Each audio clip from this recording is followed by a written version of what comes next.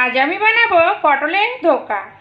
Welcome back to my channel S কিচেনের পক্ষ থেকে আমি শেফালি নিয়ে এসেছি আজ আপনাদের জন্য আরও একটি নতুন স্বাদের নতুন রেসিপি, একদম ইউনিক রেসিপি।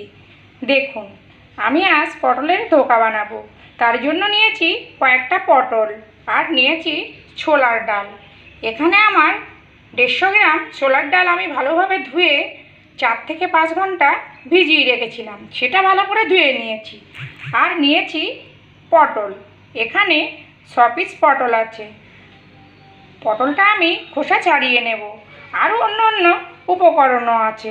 আমার আরও নিত্য নতুন রেসিপি পেতে আমার চ্যানেলটিকে সাবস্ক্রাইব করুন আর পাশে থাকা বেল আইকনটিকে অল করে রাখুন, যাতে সবার প্রথমে আমার নোটিফিকেশান আপনার কাছে পৌঁছে যায় আর আপনি অতি সহজেই দেখে নিতে পারেন। দেখুন, আমি সব পটলগুলো খোসা ছাড়িয়ে নিয়ে ভালোভাবে ধুয়ে ভেতরে যে দানাগুলো ছিল সেগুলো কিন্তু ফেলে দিয়েছি। কেননা এই দানাগুলো কিন্তু যদি ধোকার সঙ্গে গালে পড়ে তাহলে কিন্তু খেতে ভালো লাগবে না। আর যদি দানাগুলো খুবই কচি হয় তাহলে আপনারা ব্যবহার করে নিতে পারেন। তো এবার আমি নিয়ে নেব একটা মিক্সচার জার। আর যে পটলগুলো আমি কেটে রেখেছি পটলগুলো পেস্ট করে নেব। এখানে আমার 300 গ্রাম পটল আছে আর আমি ডাল নিয়েছি 150 গ্রাম। তো আমি এটা পেস্ট করে নিয়ে ফিরে আসছি। এখানে দিয়ে দেব অল্প পরিমাণে জল। দেখুন, পটলটা আমি পেস্ট করে নিয়েছি, একদম মিহি পেস্ট কিন্তু করতে হবে। এবার একটি পাত্রে ঢেলে নেব।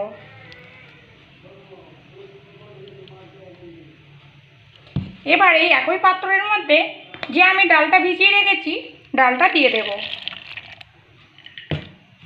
প্লিজ ভিডিও দেখার শুরুতেই একটা লাইক দিয়েই ভিডিওটি দেখা শুরু করুন।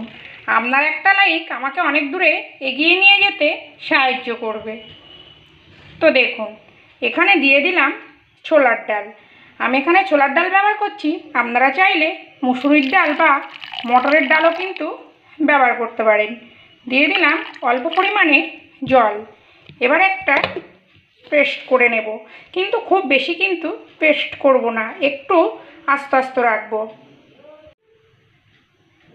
দেখুন, ডালটাও কিন্তু পেস্ট করে নিয়েছি। আপনাদেরকে একটু দেখাই, দেখুন এখনও কিন্তু একটু আস্তে আস্তে রেখেছি। কেননা ধোকাটা যদি একটু ডাল আস্ত থাকে তাহলে কিন্তু খেতে খুব সুন্দর টেস্ট হয়। তো এটা আমি একটা পাত্রে ঢেলে নেব।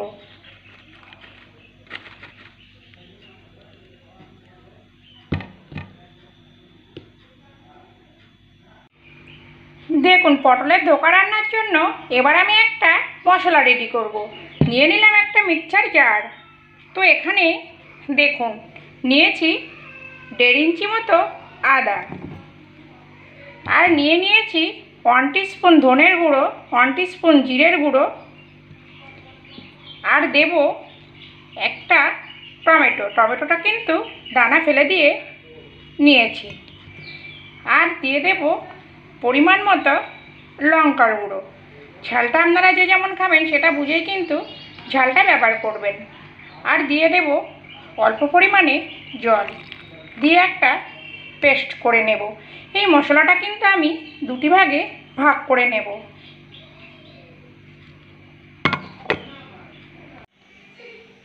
দেখুন, পটলের ধোকা বানানোর জন্য একটা কড়া বসিয়েছি আর কড়াটা গরম হয়ে এসছে। এখানে দিয়ে দেব পরিমাণ মতো রিফাইন তেল। আমি এখানে রিফাইন তেল ব্যবহার করছি, আপনারা চাইলে সর্ষের তেলও কিন্তু ব্যবহার করতে পারেন। তেলটা গরম হতে দেব। দেখুন, তেলটা গরম হয়ে গেছে। এবার আমি এখানে দিয়ে দেব ফোড়নে জিরে। আপনাদের কাছে যদি হিং থাকে একটু হিংও কিন্তু ব্যবহার করতে পারেন। এই মুহূর্তে আমার কাছে হিংটা নেই, তার জন্য আমি হিংটা দিতে পারলাম না। এবার যে আমি মশলা করে রেখেছি ওর থেকে হাফ মশলা আমি এখানে দিয়ে দিলাম। দেখুন, এবার মশলার মধ্যে দিয়ে দেব পরিমাণ মতো লবণ আর পরিমাণ মতো হলুদ, দিয়ে মশলাটা খুব সুন্দর করে কষিয়ে নেব। দেখুন, মশলা দিয়ে তেল ছেড়ে দিয়েছে। এবার আমি এখানে যে পটলের পেস্টটা করে রেখেছি পেস্টটা দিয়ে দেব, দিয়ে আরও খুব সুন্দর করে কষিয়ে নেব। দেখুন আপনারা কিন্তু চাইলে ডাল আর পটল একসঙ্গেই পেস্ট করে নিতে পারেন, কিন্তু সেক্ষেত্রে ধোকাটা খেতে জল জল লাগবে। আর এইভাবে যদি পটলটা আগে কষিয়ে নিয়ে তারপরে ডাল দিয়ে ধোকা তৈরি করা যায় তাহলে তার স্বাদটা কিন্তু অনেকটাই বেড়ে যাবে। দেখুন পটলের মিশ্রণটা দেওয়ার পরে আমি খুব সুন্দর করে কষিয়ে নিয়েছি। এবার এখানে আমি দিয়ে দেব পরিমাণ মতো চিনি। একটু মিষ্টি মিষ্টি ভাব থাকবে পটলের এই ধোকার মধ্যে, কেননা এটা কিন্তু সম্পূর্ণ নিরামিষ একটি রেসিপি। তো আরও 2 থেকে 3 মিনিট আমি কষিয়ে নেব, কেননা এখানে ডালটা দেওয়ার সঙ্গে সঙ্গেই কিন্তু একদম শুকিয়ে আসবে। তার জন্য যত ভালো পটল কষানো হবে ততই কিন্তু ধোকাটা খেতে টেস্টফুল হবে। দেখুন আরও সুন্দর করে কষিয়ে নিয়েছি। এবার এখানে দিয়ে দেব পেস্ট করে রাখা ডাল। আর লবণটা আপনারা একবার অবশ্যই চেক করে নেবেন, যদি খাবারের মধ্যে লবণ ঠিকঠাক না হয় তাহলে কিন্তু রান্নার স্বাদ ভালো হবে না। তো এইভাবে নেড়ে নেড়ে একটা শুকনো ডো করে নেব। আর দেখুন এদিকে একটা থালার মধ্যে আমি তেল ব্রাশ করে নিয়েছি। আর ডালটা দেওয়ার পরে কিন্তু এইভাবেই নাড়তে থাকতে হবে, তা না হলে তলায় কিন্তু ধরা লেগে যাবে। দেখুন ডাল আর পটলের মিশ্রণ আমি রেডি করে নিয়েছি। এবার দেখুন কেমন নরম নরম ভাব রেখেছি, এটা কিন্তু একদমই টেনে আসবে। গ্যাসটা আমি বন্ধ করে দিলাম। এবার যে থালাতে তেল মাখিয়ে রেখেছি এখানে নামিয়ে নিয়ে আমি এটা সেট করে নিয়ে ফিরে আসি। দেখুন একটা খুন্তির সাহায্যে আমি সেট করে নিয়েছি। এটা আমি 15 মিনিট মতো ঠান্ডা করে নেব, তারপরে পিস করব। দেখুন ডাল আর পটলের মিশ্রণটা ঠান্ডা করে নিয়েছি। এবার আমি পিস করে নেব। আমি চৌকো শেপ করছি, আপনাদের যেটা পছন্দ সেইভাবেই শেপ করে নেবেন।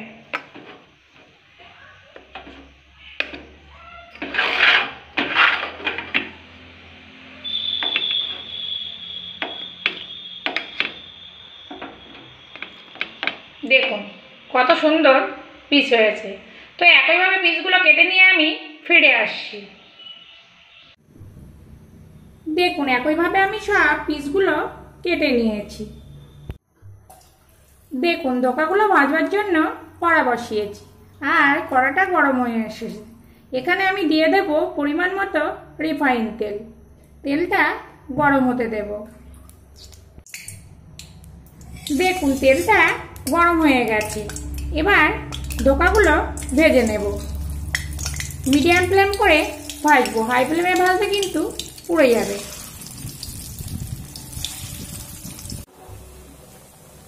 দেখুন ধোকাগুলো এপিটোপিট করে লাল করে ভেজে নিয়েছি। এবার তুলে নেব, তুলে নিয়ে বাকিগুলো একইভাবে ভেজে নেব।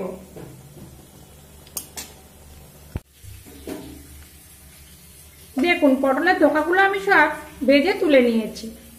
আর যে তেল আছে এই তেলের মধ্যে এবার আলুগুলো ভেজে নেব। এখানে আমি মিডিয়াম সাইজের 2টা আলু নিয়েছি। দেখুন এখানে দিয়ে দেব পরিমাণ মতো লবণ আর পরিমাণ মতো হলুদ, দিয়ে মিডিয়াম ফ্লেম করে আলুটা ভেজে নেব। দেখুন আলুটা আমি ভেজে তুলে নিয়েছি। এবার ফোড়নে দেব গোটা গরম মশলা আর দেব গোটা জিরে আর দিয়ে দেব 2টো শুকনো লঙ্কা। ফোড়নটা একটু ভাজা হতে দেব। দেখুন ফোড়নটা ভাজা হয়ে এসেছে। এবার আমি যে মশলা পেস্ট করে রেখেছিলাম মশলার পেস্টটা দিয়ে দেব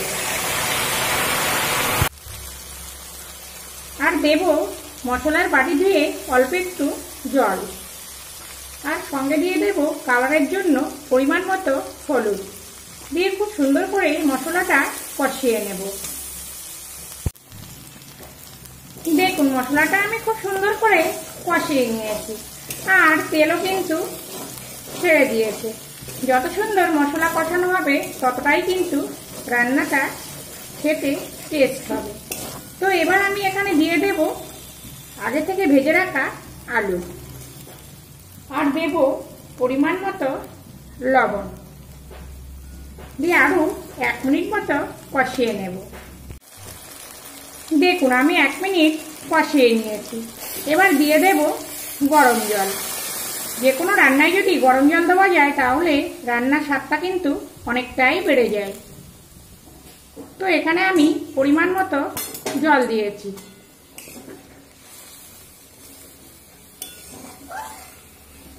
এবার আলুটা সিদ্ধ হওয়া পর্যন্ত রান্নাটা করে নেব। দেখুন আলুটা দেওয়ার পরে আমি মিডিয়াম ফ্লেম করে ঢাকা দিয়ে 5 মিনিট রান্না করে নিয়েছি, আর আলুটা গলে গেছে। এখানে এবার দিয়ে দেব আগে থেকে ভেজে রাখা ধোকা, আর সঙ্গে দিয়ে দেব পরিমাণ মতো চিনি। যেহেতু নিরামিষ রেসিপি অল্প একটু তো চিনি দিতেই হবে। এবার ঢাকা দিয়ে রান্নাটা আরও 2 থেকে 3 মিনিট হতে দেব। দেখুন ঢাকা দিয়ে আমি রান্নাটা করে নিয়েছি, আর অফ ক্যামেরায় একটু ঘি আর গরম মশলা দিয়েছি, আর লবণটাও কিন্তু দেখে নিয়েছি। তো আপনারাও এভাবে বাড়িতে পটলের ধোকা তৈরি করুন, আশা করছি খুবই ভালো লাগবে। আর যদি ভালো লাগে প্লিজ আমার চ্যানেলটিকে সাবস্ক্রাইব করুন, আর সাবস্ক্রাইব করে পাশে থাকুন। আবার ফিরে আসবো নতুন কোনো রেসিপি নিয়ে। আর এটা আমি এবার ঢাকা দিয়ে 5 মিনিট মতো রাখবো, তারপরে পরিবেশন করব।